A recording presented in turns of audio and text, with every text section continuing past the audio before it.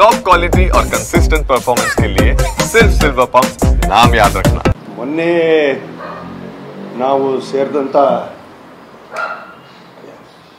Sound ಆಗುತ್ತಲ್ವಾ, ಎಲ್ಲರೂ ಪೂರ್ವ ನಿರ್ಧಾರವಾಗಿ ನಾವು ಯೋಜನೆ ಮಾಡಿದಂತೆ 20ನೇ ತಾರೀಕಿಗೆ ನಾವೆಲ್ಲರೂ ಕೂಡ ಅವತ್ತು ಸೇರಿದ್ವಿ. ಭಾಳಷ್ಟು ವಿಚಾರಗಳನ್ನು ಚರ್ಚೆ ಮಾಡ್ಕೊಂಡಿದ್ವಿ. ಅದರಲ್ಲಿ ವಿಶೇಷವಾಗಿ ವಕ್ಫ್ ಯಶಸ್ಸಿನ ಬಗ್ಗೆ ಭಾಳಷ್ಟು ಚರ್ಚೆಗಳಾಯಿತು. ಅಂದರೆ ಇದು ನಮಗೆ ಭಾಳಷ್ಟು ರೈತರ ಕಡೆಯಿಂದ ಮತ್ತು ಸಂಘಗಳಿಂದ ಸಂಘಟನೆಯಿಂದ ಎಲ್ಲ ಕಡೆಯಿಂದನೂ ನಮಗೆ ಒಳ್ಳೆಯ ಮಾರ್ಗದರ್ಶನ ಸಿಕ್ತು. ಮತ್ತು ನಮ್ಮ ಅನುಭವ ಎಲ್ಲೆಲ್ಲಿ ಇತ್ತೋ ಮತ್ತು ನಮ್ಮ ಮುಖಂಡರುಗಳ ಗಮನಕ್ಕೆ ಬಂದಿರ್ತದ್ದರಿಂದ ಅದರ ವಿಚಾರವಾಗಿ ಭಾಳಷ್ಟು ಚರ್ಚೆ ಆಯಿತು. ಆ ನಿಟ್ಟಿನಲ್ಲೇ ನಾವು ಮುಂದೆನೂ ಕೂಡ ನಮ್ಮ ಉದ್ದೇಶವನ್ನು ಮೊನ್ನೆ ನಡೆದಂಥ ಒಂದು ಬೈಠಕಲ್ಲಿ ನಮ್ಮ ಮುಖಂಡರುಗಳು ಮತ್ತು ಪಕ್ಷದ ಹಿರಿಯ ನಾಯಕರುಗಳು, ಶಾಸಕ ಮಿತ್ರರು ಎಲ್ಲರೂ ಸೇರಿ ರಾಜಕೀಯದ ವಿದ್ಯಮಾನಗಳ ಬಗ್ಗೆಯೂ ಚರ್ಚೆ ಆಗಿದೆ ಮತ್ತು ರಾಜ್ಯದ ಮತ್ತು ರಾಷ್ಟ್ರದ ಅನೇಕ ಸಮಸ್ಯೆಗಳ ಬಗ್ಗೆಯೂ ಕೂಡ ನಾವು ಚರ್ಚೆ ಮಾಡ್ಕೊಂಡಿದ್ದೀವಿ, which is related to Karnataka.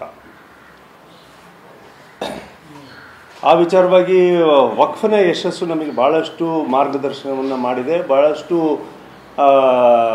ಕೇಂದ್ರ ಸರ್ಕಾರಕ್ಕೂ ಮತ್ತು ಪಕ್ಷಕ್ಕೂ ಕೂಡ ನಮ್ಮನ್ನು ಇನ್ನೂ ಕೂಡ ಹತ್ತಿರ ತರ್ತಕ್ಕಂಥ ಕೆಲಸ ವಕ್ಫ್ ಮಾಡಿದೆ, ಹೋರಾಟ.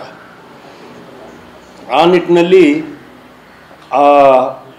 ವಕ್ಫ್ ಪೂರ್ಣ ಪ್ರಮಾಣದಲ್ಲಿ ಅದು ಅನುಷ್ಠಾನ ಆಗಬೇಕು ಅನ್ನೋ ಉದ್ದೇಶದಿಂದ ಒಂದು ಸ್ವಲ್ಪ ಚರ್ಚೆ ಆಯಿತು. ಯಾಕೆಂದರೆ ಈಗಾಗಲೇ JPC ವರದಿ ಮಂಡನೆ ಆಗಿದೆ, ಇನ್ನದು ಬಿಲ್ ಪಾಸ್ ಆಗಬೇಕು. ಆ ನಿಟ್ಟಿನಲ್ಲಿ ಮುಂದಿನ ಒತ್ತಡವನ್ನು ಕೇಂದ್ರ ಸರ್ಕಾರಕ್ಕೆ ಮೇಲೆ ಮಾಡಬೇಕಾಗಿರ್ತಕ್ಕಂಥದ್ದು ಕೂಡ ಇದೆ. ಯಾಕೆಂದರೆ ಅವರು ಕೂಡ ಆ ದೃಷ್ಟಿಕೋನದಲ್ಲಿ ಇದ್ದಾರೆ ಈಗಾಗಲೇ. ಅದು ಭಾಳ ಒಂದು ದೊಡ್ಡ ಆಸ್ತಿಯನ್ನು ಇಡೀ ರಾಷ್ಟ್ರಕ್ಕೂ ಮತ್ತು ನಮ್ಮ ರೈತ ಬಾಂಧವರಿಗೂ ಜನಕ್ಕೂ ಕೂಡ ತಲುಪಿಸುತ್ತೆ ಅನ್ನೋ ಉದ್ದೇಶ ನಮಗಿದೆ. ಅದು ಫೆದರ್ ಇನ್ ಅವರ್ ಕ್ಯಾಪ್ ಅಂತ ಹೇಳಿ ನಾವೆಲ್ಲರೂ ಕೂಡ ಅಂದ್ಕೊಂಡಿದ್ದೀವಿ ಜನ ಕೊಟ್ಟಿರ್ತಕ್ಕಂಥ ಮಾರ್ಗದರ್ಶನದಲ್ಲಿ. ಇನ್ನೊಂದು ಅದೇ ರೀತಿಯಲ್ಲಿ ನಾವು ಇವಾಗ ಮಾಡಬೇಕಾಗಿರ್ತಕ್ಕಂಥದ್ದು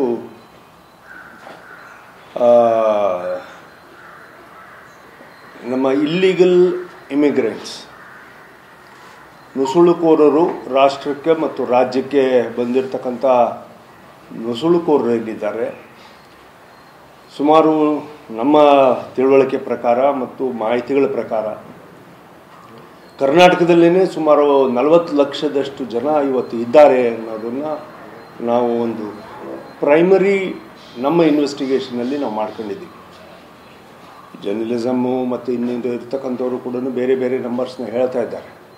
ಈಗಾಗಲೇ ಕೆಲವು ಜಾಗಗಳಲ್ಲಿ ಈ ಇಲ್ಲಿಗಲ್ ಇಮಿಗ್ರೆಂಟ್ಸ್ ಏನಿದ್ದಾರೆ, ಅದು ವೀಸಾ ಎಕ್ಸ್ಪೈರ್ ಆಗಿರ್ತಕ್ಕಂಥವ್ರು ಇರ್ಬೋದು, ಅಥವಾ ಇಲ್ಲಿಗಲ್ ಆಗಿ ಬಂದು ಬೇರೆ ಬೇರೆ ರೂಪದಲ್ಲಿ through Sri Lanka, through Kerala, through Pakistan, through Nepal, through Myanmar, ಈ ಥರ ಅನೇಕ ಬೇರೆ ಬೇರೆ ರಾಜ್ಯಗಳಿಂದ ನಮ್ಮ ಒಳಗಡೆ ಬಂದುಬಿಟ್ಟು ನಮ್ಮ ರಾಜ್ಯಗಳ ಸಮಸ್ಯೆಗಳನ್ನು ದುಗುಣ ಮಾಡಿರ್ತಕ್ಕಂಥದ್ದು ಏನೇನಿದ್ದಾವೆ ಅದ್ರ ಬಗ್ಗೆನೂ ಕೂಡ ಚರ್ಚೆ ಮಾಡ್ಕೊಳ್ತಕ್ಕಂಥ ಅವಶ್ಯಕತೆಗಳಿದ್ದಾವೆ. ಮತ್ತು ಯಾಕಂದರೆ this is a national security ಬಗ್ಗೆನೂ ಕೂಡ ಇದು ಚರ್ಚೆ ಆಗ್ತಕ್ಕಂಥ ಸಂದರ್ಭ ಇದೆ. ಈಗಾಗಲೇ ಅಮೇರಿಕಾ ಇರ್ಬೋದು ಅಥವಾ ಭಾಳಷ್ಟು ರಾಷ್ಟ್ರಗಳು ತಮ್ಮದೇ ಆಗಿರ್ತಕ್ಕಂಥ ನಿರ್ಧಾರಗಳನ್ನು ಕೂಡ ತಗೊಂಡಿದ್ದಾರೆ. ಎಸ್ಪೆಷಲಿ ಯುರೋಪಲ್ಲಿ ಆಗಿರ್ತಕ್ಕಂಥ ಸಮಸ್ಯೆಗಳು ನಿಮ್ಮೆಲ್ಲರಿಗೂ ಕೂಡ ಚೆನ್ನಾಗಿ ಗೊತ್ತಿದೆ ಅಂತೇಳಿ ಭಾವಿಸ್ತೀನಿ.